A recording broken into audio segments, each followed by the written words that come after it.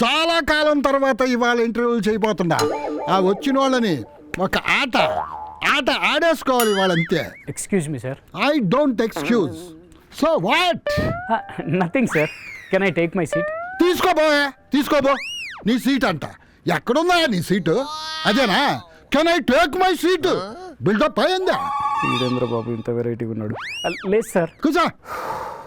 నేను నిన్ను కొన్ని క్వశ్చన్స్ వేస్తా, వాటికి ఆన్సర్ చెప్పు. Okay sir. చార్మినార్ కట్టింది ఎవరు? Mohammed Quli Qutub Shah sir. Wrong answer.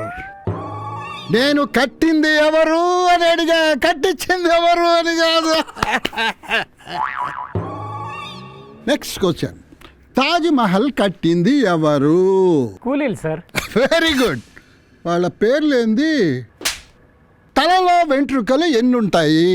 మీ తల్లోనా నా తల్లోనా సార్? నీ తల్లోనే. 1,26,073 సార్.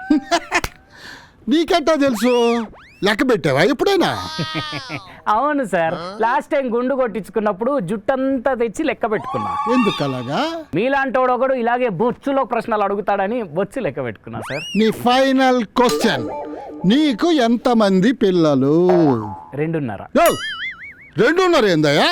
ఏం తమాషాలు పడుతున్నావా ఏందా? ఉంటే ఒకరు ఉంటారు, లేదంటే ఇద్దరు ఉంటారు. ఈ 2.5 ఏంది? 2 పుట్టారు, ఇంకొకరు ఆందివే. మా ఆవిడ క్యారీయింగ్ 4వ నెల, అందుకే నర అని చెప్పా. పుట్టాక 3 అని చెప్తా. సరేనా? ఇంకా నీ వాళ్ళకు నాకేమి నచ్చలేదయా. నా వాళ్ళకం నచ్చలేదా? నేను ఇచ్చే ఆన్సర్లు నచ్చలేదా? నీ డ్రెస్సింగ్ బాగలేదు, నీ ఫేస్లో గ్లో కూడా లేదు, అది నువ్వే చెప్పాలి. ఇక ముఖంలో నవ్వు కూడా లేదు. నా నవ్వు కూడా నువ్వే నవ్వుతున్నావు కదా. అందుకే యు ఆర్ నాట్ సెలెక్టెడ్ అంతే. I know I don't select. How you know? అసలు నేను వచ్చిన జాబ్ ప్రొఫైల్కి నువ్వు అడిగిన ప్రశ్నలకి ఏమైనా సంబంధం ఉందా? ఎందుకు ఇలా చంపుతారు సార్ మమ్మల్ని? నిజంగా రిక్వైర్మెంట్ ఉంటే పిలవండి, లేదంటే పిలవద్దు. అంటే మేమేమైనా టైం పాస్ చేస్తున్నామని నీ ఉద్దేశం ఏందా? అదంతా తెలియదండి. కానీ ఉద్యోగం కోసం వచ్చిన వాళ్ళని చీప్గా చూడడం మాత్రం కరెక్ట్ కాదు. ఒకప్పుడు మీకు ఉద్యోగం లేదని గుర్తుపెట్టుకుంటే బెటర్. చీప్గా చూసేది ఏముందయ్యా ఇందులో? మరి లేకపోతే ఏంటి సార్?